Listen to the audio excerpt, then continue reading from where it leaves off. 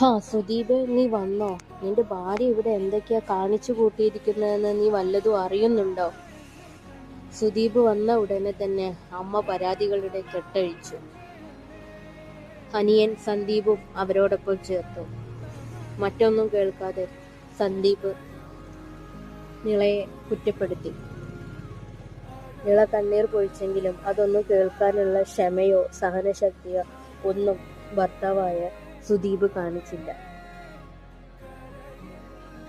ഏറ്റവും ക്ഷമാലുവായിരുന്ന, സ്നേഹം നിറഞ്ഞിരുന്ന നിളയ്ക്ക് എന്താണ് പറ്റിയത് എന്നാലോചിക്കുകയായിരുന്നു എപ്പോഴും സുദീപ്.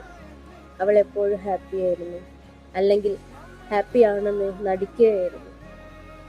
വീട്ടിലെ എല്ലാവരുടെയും കാര്യവും അവൾ ശ്രദ്ധിക്കുമായിരുന്നു. എല്ലാവർക്കും വേണ്ടിയിട്ട് വെച്ചു വിളമ്പിയും തൂത്തു തുടച്ചും വീട്ടിലെ എല്ലാവരുടെയും കാര്യങ്ങൾ അന്വേഷിച്ചു